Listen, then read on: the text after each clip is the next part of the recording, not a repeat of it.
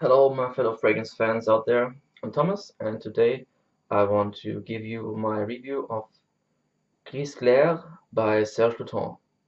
So, let's go ahead.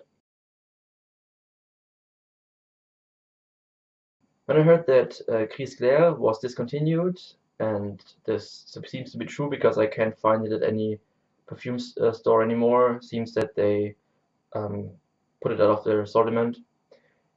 I just had to give you my review of it because I think as far as lavender scents goes, this one is pretty unique and well done one.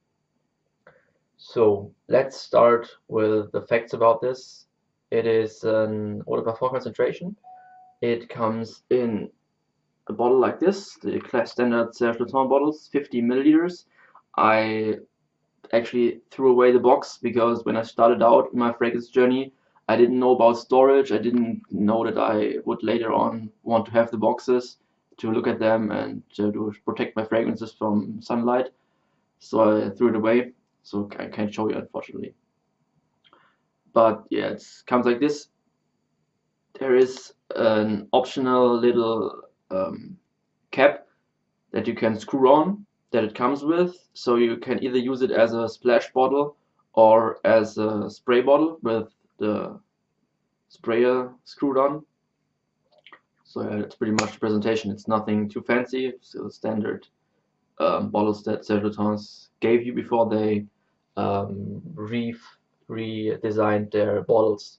They look a little different now and have 100 milliliters instead of 50 milliliters, and I think they are reintroducing the 50 milliliters as well. So this fragrance was composed or introduced to the market in 2006, and the perfumer, as with most or all classic Serge Lutens fragrances, is Christopher Sheldrake in cooperation with Serge Lutens. The notes are lavender, amber, aged woods, tonka bean, iris, and incense. And what I actually smell is really dominant lavender. This is one of the strongest lavender dominated scents that I have experienced so far, or the strongest. I can't remember any scent that has this much focus on the lavender. Basically, it smells like one of those little things, those sachets full of lavender that you put into your wardrobe. Just a little bit more refined, and of course, with a little bit more perfumery in that. It doesn't smell exactly like it, but with the aged woods, with the iris, with the amber, and the tonka bean, yeah, it smells pretty close to one of those. Yes, it's pretty stunning how realistic this one smells. I heard that there is no actual real lavender, it's just lavandin, and the main component of lavender, and that they managed to recreate it without using the real essence, but I'm not sure. It's just hearsay, so I don't know. And the incense is also noticeable but not too strong. It's just lavender is playing the main role. It's just turned up to 11. It's extremely strong lavender, and you get the rest. You get the amber, you get the incense, you get the iris I don't get, but you also get the tonka, and you get the what's in there, the amber. Did I mention it? Yeah, the amber as well. Really beautiful, really nice, really well done. It's not as simple, but it recreates natural lavender to a T. It's really well made. So let me talk about the good aspects of the fragrance, because it does have good and bad fragrance, unfortunately, so it's not a perfect one. It's just strong and so realistic and nice smelling lavender. The protection and silage are actually beautiful. If you walk through the house and get wafts of yourself, or if you walked where you left the trail before, it's just incredibly beautiful. And it's a nice composition. It's well executed. The idea of basically pure lavender to spray on yourself without using the actual oil. It's just, I think lavender oil smells a bit different than actual lavender, so this recreates the smell of lavender, not the oil. The major downside is that lavandin is a really fickle component. It degrades or breaks down really fast. And I actually stored this one wrong. As I said, this was one of the first fragrances that I bought. This was the second niche fragrance I ever bought 2 years ago. And the problem is that I threw away the box and I stored it in a cupboard with a glass door. So it got its share of light, and UV rays, ultraviolet rays, they damage the lavender, and this one developed quite a bite.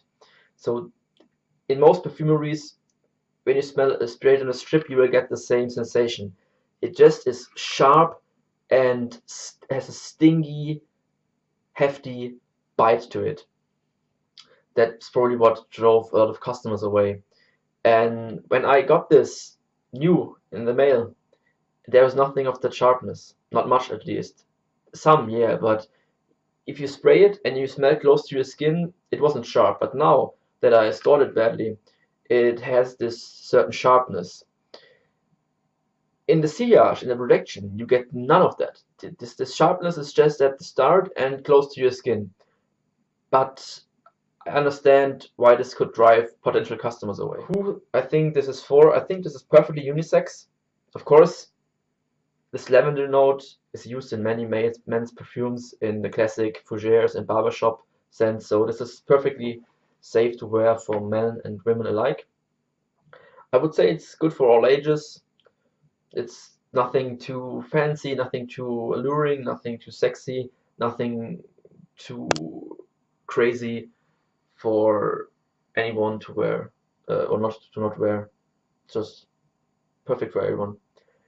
I think that this is appropriate for work if you don't overspray it, because it's inoffensive, it doesn't project too strongly, but it does leave quite a nice sillage. It is great for fall and spring. In the winter it doesn't have enough push, but in the summer this, due to the heat and the essential oils evaporating faster, this stinginess, this sharpness gets into the sillage. So you actually will not smell as good as you possibly could in the summer in hot days. I think it's also good for casual, but I don't think that this is good for dates or nights out, as it is nothing too attention grabbing. It's not sexy or anything, at least in my opinion. So performance-wise, this is pretty good. It holds a few hours. The sillage is there for 3 hours or something on my skin, but my skin usually gives me good longevity and sillage with pretty much everything. So might be worse for you. But as I said, solid sillage, solid projection, everything. Nothing to scoff at, but it's not beast mode at all. And as far as price goes, this one is, as I said, discontinued, but you can still find it at discounted prices at the online sellers. So isn't hard to get yet, but I don't know, might be in the future.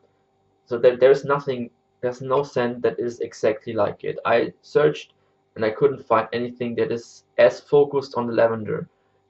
Everything else, it has lavender, even if it has it puts a spotlight on it. Nothing is this lavender centric and this monothematically focused on recreating the smell of lavender. That's also maybe a little downside if you like fragrances that change a lot, that evolve during their life and have changes in their notes. This doesn't. It just starts out as and ends the same. So yeah, I think this one is a good one. It has its downsides. So if I had to put a rating on this, I would give it 7.5 points out of 10, because the smell is amazing to my nose, but yeah, as I said, develops quite the sting. If you overspray it, you can choke yourself out with the stingy sharp bite that lavender just gets at some point after some time. So yeah, that's pretty much it. Try this out if you're interested in something that smells like little lavender buds. So yeah, Have you tried Gris Clair? Have you even heard of it? Tell me in the comments. If you like this video, like it and consider subscribing to get my videos on your feed.